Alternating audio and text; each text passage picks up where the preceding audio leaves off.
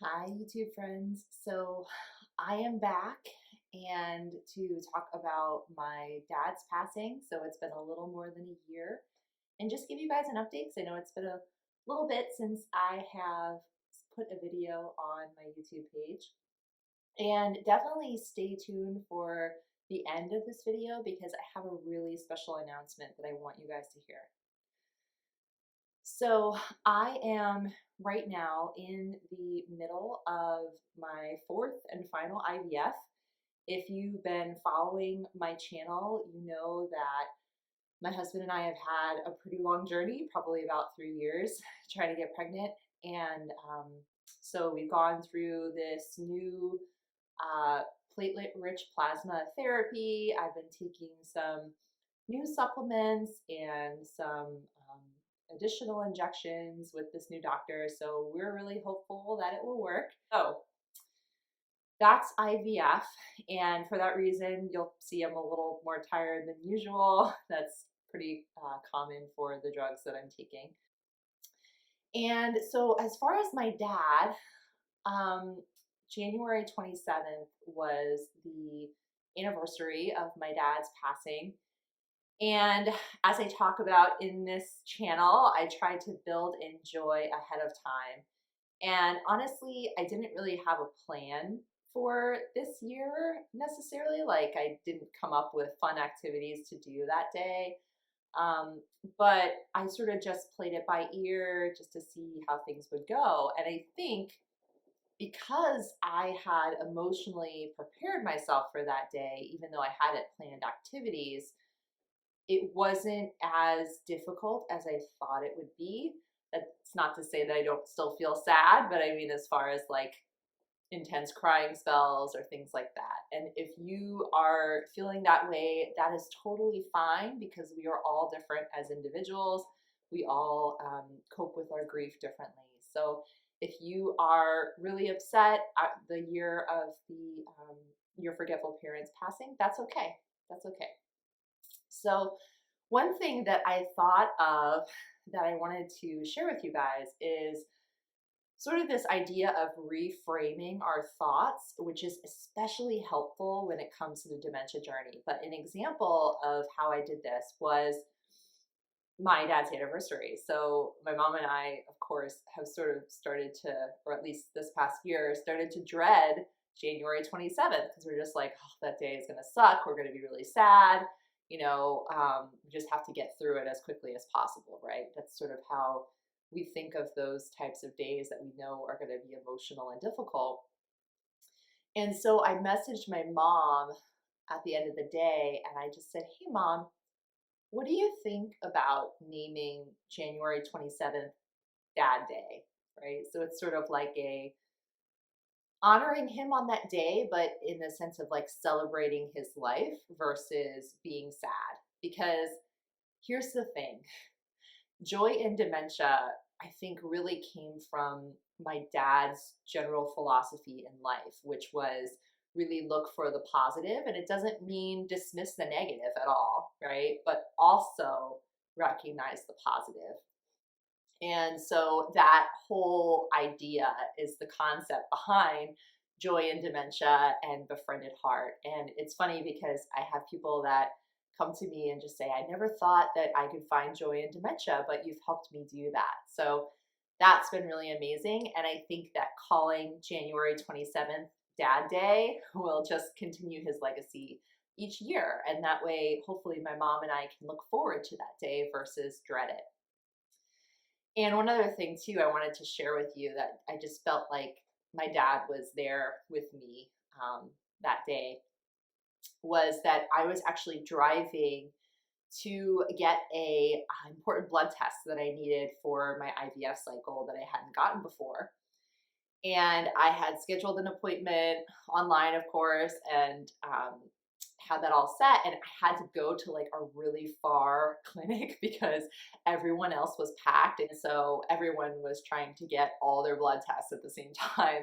And so I had to drive a little farther, like 30 to 45 minutes farther, or actually from my house. So it's kind of a long drive. But anyway, so I'm driving. And I think it's like 55 miles an hour on this highway, which makes no sense because there are no like houses around or anything. It's just a highway.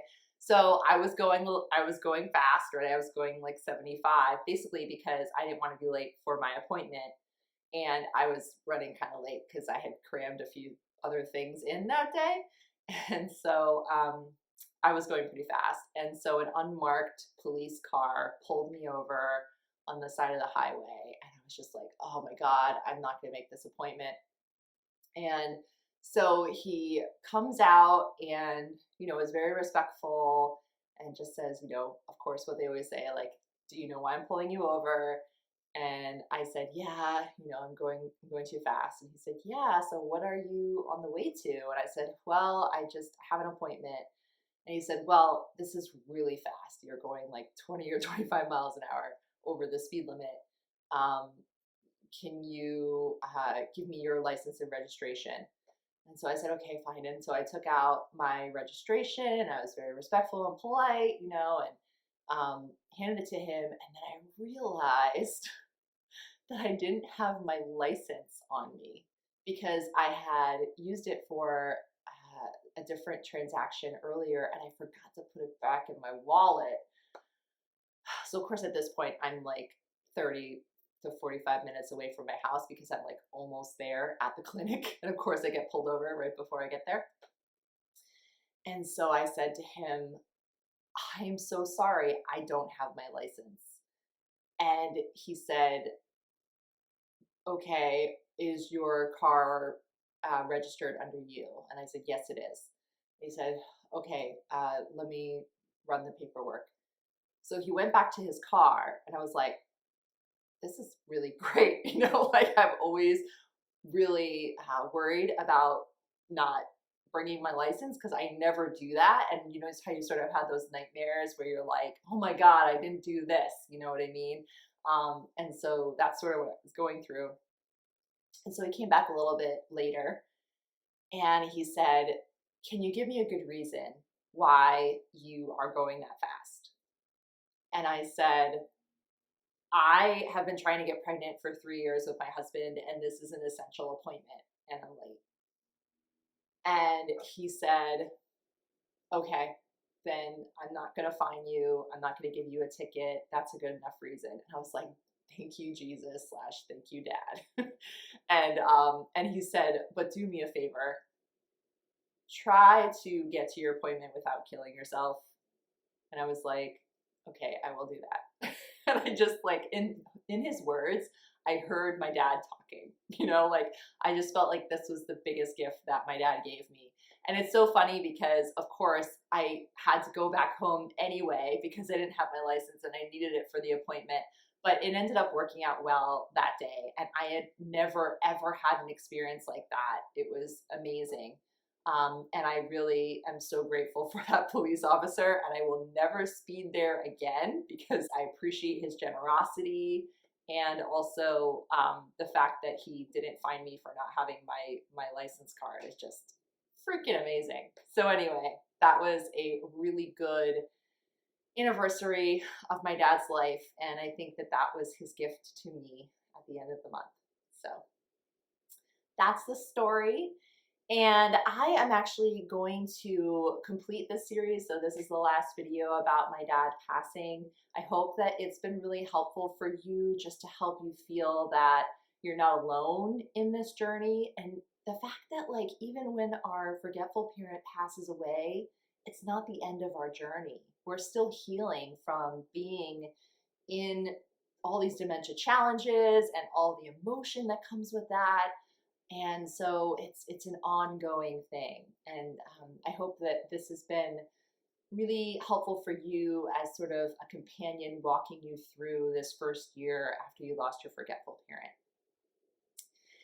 And the big announcement I want to share with you guys is that I am launching my very first online course, all for long distance caregivers.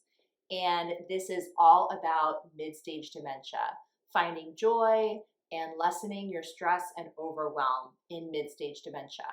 So I am hoping to launch this course next month, so probably mid to late March. I don't know yet for sure because I am in the middle of the IVF cycle, so that is really determining what my personal and business timeline is right now. But if you want to be one of the first people to know when exactly I am launching this course, or you want more information about this course, then you can go to the link in the description below, which will tell you all about this course. The other thing I want to add too is that this is the only course that I know of that speaks just to long distance caregivers. It talks about your relationship with your caregiving parent, with your forgetful parent, and with yourself. And the structure that I have in the course is there's 5 sections. So the first step is mastering your dementia mindset. The second step is solving mysterious behaviors. The third step is responding to risky behavior. And the fourth step is strengthening your relationships. And finally, the last step is moving forward in compassion and wisdom. And I know this feels overwhelming because I do cover all things mid-stage dementia, but I also intersperse some relaxation exercises and some sources of joy as well to help you get through these concepts and really be with you as you are learning these things and also processing those things in order to take action. So all of the information that I share in this course is all based on what I learned in my 7+ year journey with my dad's dementia, and several of those years I was living 3.5 hours from my parents. So I do have the expertise of being a long distance caregiving daughter. And the other thing is I incorporate the rest of my years in the healthcare industry professionally into this course. So I incorporate my personal experience, my professional experience, and I would love to see you in the course. So if you are wanting to find out when that's available, you can check out the link below in the description. And I'll see you guys next time.